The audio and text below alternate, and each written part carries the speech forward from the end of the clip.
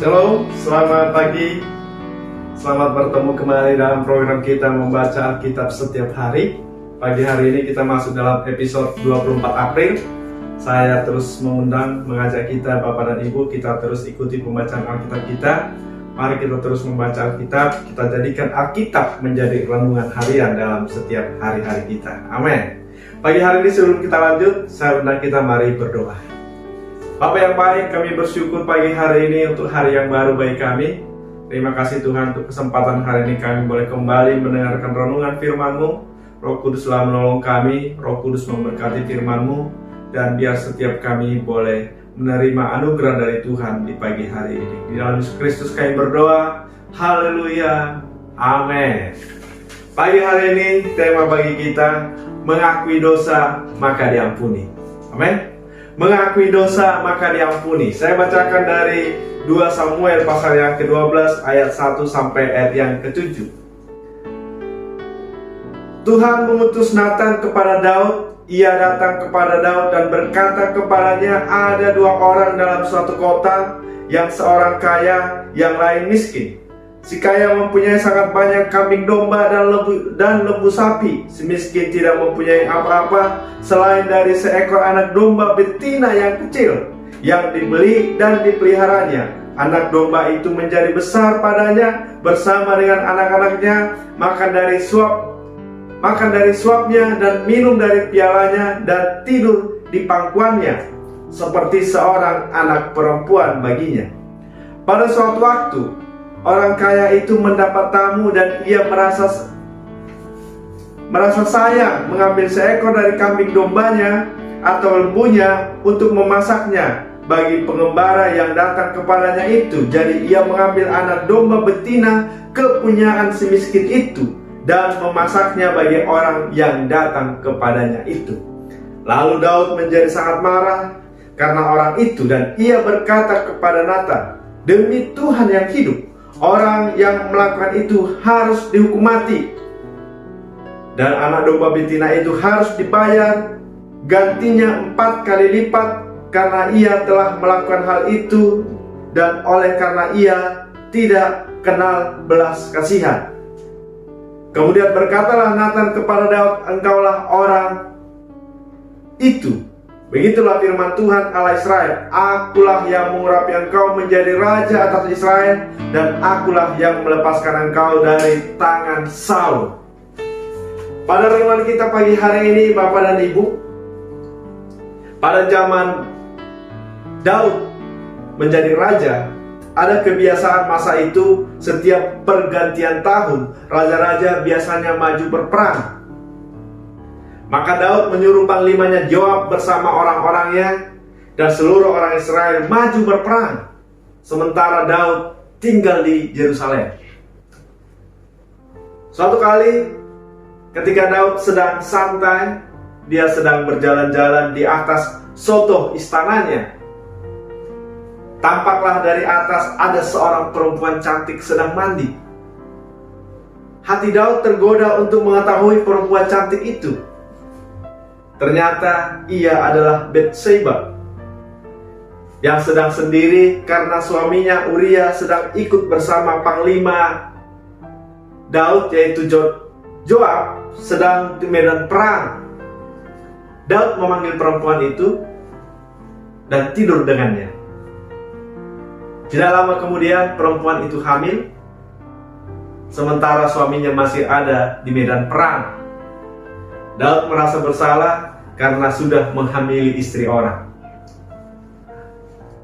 Dan kita melihat di sini bahwa Daud berusaha untuk menutupi aib itu.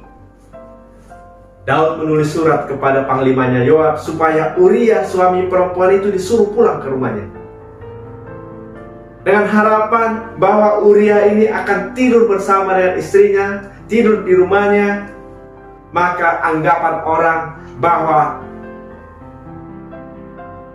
istrinya Batseba ini dia mengandung dari suaminya. Ternyata saudara, ketika Daud menyuruh suaminya Uria ini pulang, dia tidak tega tidur di rumahnya sendiri, sementara Joab sebagai panglima perang. Dia sedang ada di pondok. Mereka tidur seadanya. Nyawa mereka sedang terancam. Dan hati nurani Uria tidak bisa, saudara. Dia tidak tega untuk tidur bersama dengan istrinya di rumahnya. Dan akhirnya Daud menulis surat kepada Joab yang dibawa oleh Uria sendiri, yang isinya kira-kira, suruhlah Uria ini ketika bertempur, suruh dia paling depan, dan ketika musuh menyerang, mundur semua pasukan supaya Uria ini mati. Kira-kira demikian isi suratnya. Tidak lama kemudian Joab mengirimkan kabar kepada Daud bahwa Uria dan bersama prajurit yang lain telah meninggal. Apa yang dilakukan Daud? Daud mengambil istrinya Uria, yaitu Batseba, menjadi istrinya.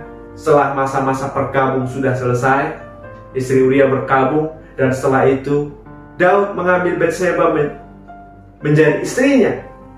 Dan anggapan orang pada masa itu apa? Luar biasa ini Daud. Daud ini berhati mulia. Ketika istri dari prajuritnya telah berduka karena ditinggal oleh suaminya, Daud ini sebagai pahlawan, dia mengangkat derajat istri seorang dari prajuritnya. Itulah anggapan orang pada masa itu. Secara umum, dosa Daud tertutupi. Dosa Daud tidak seorang pun yang tahu. Tetapi saudara, kita melihat Tuhan menegur Daud lewat Nabi Natan. Di dalam ayat yang kita baca tadi, saudaraku, orang miskin itu adalah gambaran dari Uria, sementara anak domba itu adalah Batseba, dan orang kaya itu adalah Daud. Daud merampas istri Uria. Dari renungan ini, saudara, saya bagikan beberapa poin bagi kita. Yang pertama, saudaraku, tidak ada dosa yang tersembunyi di hadapan Tuhan. Mungkin saudara kita bisa menyembunyikan dari manusia, mungkin kita bisa menyembunyikan dari orang-orang dekat kita, tapi sesungguhnya di mata Tuhan, dosa apapun semuanya terang benderang. Dosa apapun tidak bisa kita sembunyikan di hadapan Tuhan. Daud berusaha menyembunyikan dosanya dan dia berhasil. Dan bahkan dia dianggap sebagai pahlawan, padahal sebetulnya dia sendirilah aktornya. Tetapi saudaraku, di mata Tuhan tidak ada yang tersembunyi. Jadi kalau kita ada menyimpan dosa, kita berusaha menutupi dosa, percuma, saudara. Karena apa? Di hadapan Tuhan semuanya terbuka. Yang kedua, saudaraku, dengan berusaha menutupi dosa, malah menambah dosa. Karena apa? Dosa pasti ditutupi juga dengan dosa. Dosa pasti ditutupi dengan dosa. Artinya apa? Kita semakin menambah dosa. Jadi ketika kita berusaha menutupi dosa, artinya kita itu sudah ada dalam jebakan iblis. Kita sedang ada dalam jebakan iblis. Awalnya Daud tidak berniat untuk membunuh Uria. Dia hanya ingin berusaha menutupi dosanya. Tetapi ujung-ujungnya, saudara, karena dia sudah masuk dalam jebakan iblis, dia membunuh Uria. Tetapi saudaraku, kita melihat juga Daud mendapat pengampunan setelah dia mengakuinya. Dia mengakui dosanya, diampuni Tuhan. Walaupun akibat dosanya apa yang ditabur akan dituai, tetapi setidaknya dia mendapatkan pengampunan dari Tuhan. Dia dipulihkan oleh Tuhan. Dosanya tidak diperhitungkan lagi oleh Tuhan. Jadi mari kita, Bapak dan Ibu, mari kita semua, ketika kita mengakui dosa kita, maka ada pengampunan. Ketika kita mengakui dosa kita di hadapan Tuhan, maka kita ada pengampunan. Ketika kita menyelesaikan dosa kita, maka tidak ada dosa yang terlalu besar untuk diampuni oleh Tuhan. Lewat renungan kita pagi hari ini, saudaraku, bahwa Daud mendapatkan pengampunan dari Tuhan.